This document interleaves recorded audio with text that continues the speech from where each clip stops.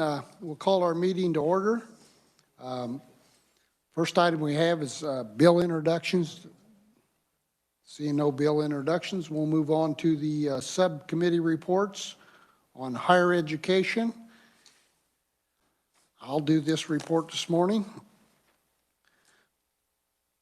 For fiscal year 2021, the agency's revised estimate was $3.2 million, including $828 million from SGF. This is an all funds increase of $81.5 million and an SGF increase of $295,724. It's an all funds increase primarily due to federal funding from the coronavirus aid relief and economic security CARES Act and the governor's emergency education relief, the GEAR fund. The SGF increase is due to a supplemental request for the National Guard Scholarship Program. The revised capital improvements budget was $146.8 million, including $607,350 SGF. It's an all funds increase of $22.2 million and an SGF decrease of $1.7 million from the approved amount. This is an all funds increase is due to an overall increase in rehabilitation and repair projects across all campuses. The SGF decrease is due to the SGF debt service principal payments being moved to the Department of Administration. The governor's recommendation. Governor concurs with the agency's revised estimates with the exception of not recommending the supplemental request for the National Guard Scholarship and lapsing the reapportions for the Kansas State and Pittsburgh State universities, $2 million. The governor also concurs with the agency's capital improvements revised estimates. The subcommittee concurs with the governor's recommendations for 2021. Were there any questions on 2021? Seeing none, we'll move to fiscal year 2022. The agency requests operating budget of $3 million, including $877.8 million SGF. This is an all funds decrease of $34.4 million and an SGF increase of $50.4 million. The all funds decrease is due to the reduction of the federal funds provided in 2021 due to the COVID outbreak. The increase of SGF money is due to the enhancement request of $49.3 million and the increased expenditures in salaries, wages, and fringe benefits. The agencies request a capital improvement budget of $111.8 million, including $609,656 SGF. This is an all funds decrease of $35 million and an SGF increase of $2,306 above the revised estimates. The all funds decrease is due to an overall decrease in planned capital improvement expenditures.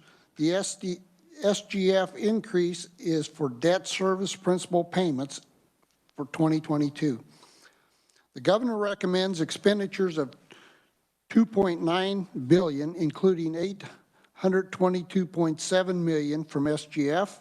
This is an all funds decrease of $55.1 million and an SGF decrease of $55.1 million below the agency's request. The decrease is due to the governor not recommending the enhancement request and recommending inclusion of 55% of the reduction resources budgets submitted by the universities and approximately $4 million from the Board of Regents, which does not include scholarships, and the majority of the community and technical colleges expenditure reduction.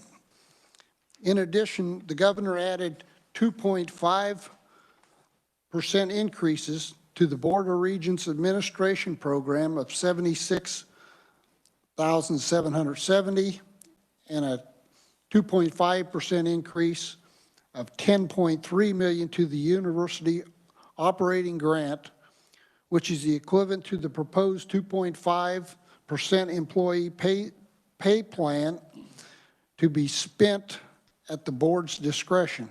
The governor also added 26.3 million SGF to restore the allotment of 2021 when the governor provided universities the federal governor emergency education relief, the GEAR funds. The governor concurs with the agency's capital improvements for 2022.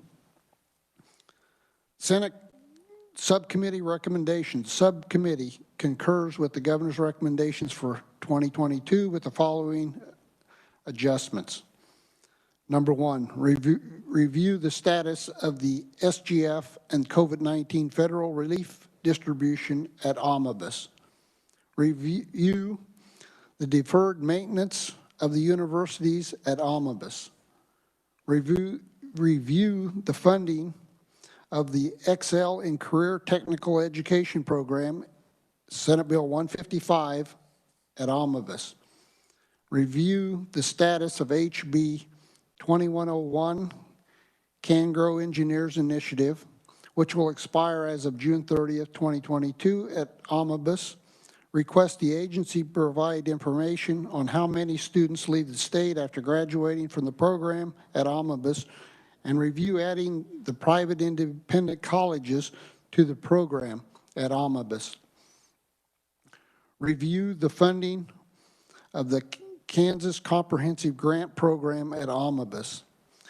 And I believe we didn't put it in here, but Vice Chair Clays had made the motion on the global pay policy that we've been doing across the board. So that would be the only other exception that I don't see on here that was made at that time. And I don't know, I would ask staff if that's something that needs to be on here, because it was, you know, was a motion made for all committees and all agencies. Is our staff available? Amy? Or Carrie, sure.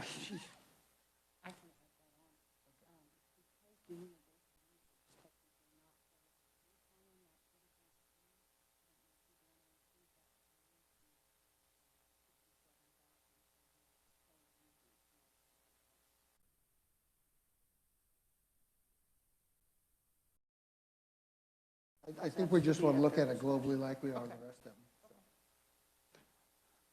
Shirley said she'll add that on the global, just like we had the motion that was made originally. So I guess we'll have to watch this on every agency. So we make sure that we do add that. Any other additions or deletions or questions?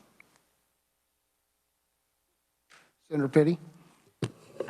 Maybe just a little more of an update. I know we had this discussion somewhat about the pay, and I was curious because in many it's not reflected, but is post-secondary, the higher ed, is it a different, is it looked at differently when it comes to the pay as opposed to other state employee areas? I don't know. I know it's a little bit separated compared to some agencies, but that's why I think we're just looking at all pay raises on a global. That's the way we've done the last 4 years. We've done everything as a global look at all the agencies, and I think that includes higher ed. Okay, I was just trying to rather than having each whether some are, yes, I know that, but some it's reflected within their budget differently than other state agencies that are more, I guess, called general, a general part of our operations as more specific. So that's why I asked about the pay. And you know, we can put in there that you know, like I said, we're looking at it globally. It's just something we're going to look at omnibus on all of them. And then I had another question on number 4, the reviewing the status of HB 2101. And So I'm seeing that as twofold, not only reviewing the status of that, but also reviewing adding the private independent colleges to that program. Is that correct? Yes. Does that have a fiscal effect?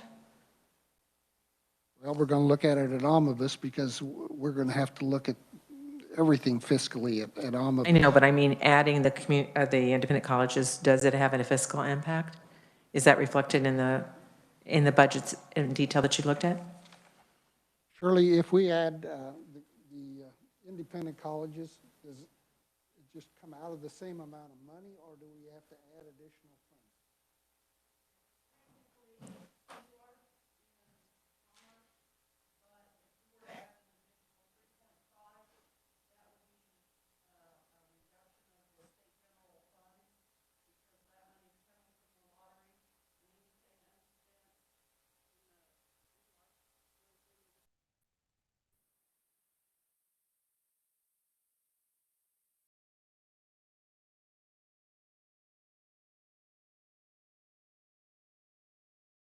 In the 3.5, we were looking at whether we had just the current colleges, or if we had the independent colleges, it's still the same, correct?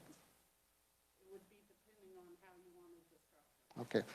So it could be, part of the discussion in almost would be whether we want to add it and how we're going to fund it if we do add it. Because I guess it's ELARF money.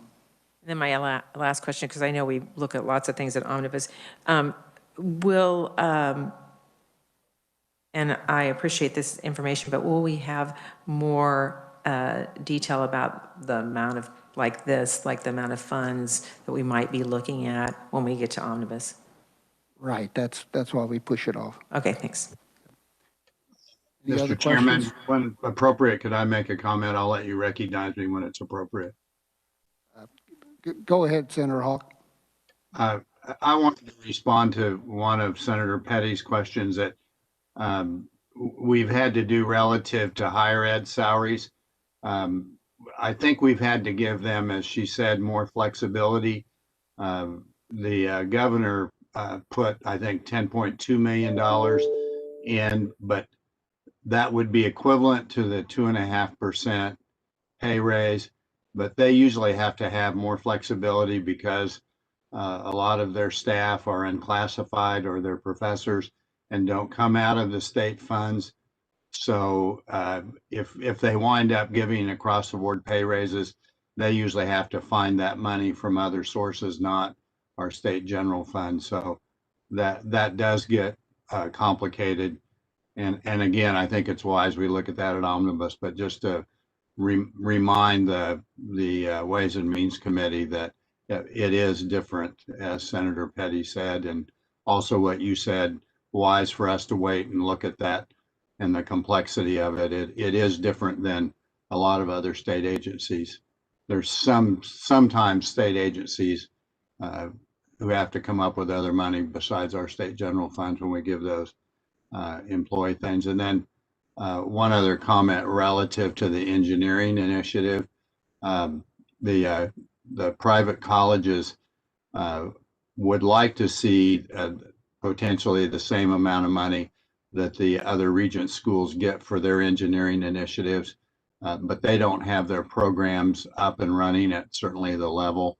I think one of them has an engineering program at Benedictine, and they only have 20 graduates. And I'm trying to remember, Mr. Chairman, I think there are 12 to 1,500 graduates that we've managed to get each year out of KU, State, and Wichita State. So I think that'll make that deliberation kind of interesting if we decide to do that, how much we would need to. So I agree with you, Mr. Chairman.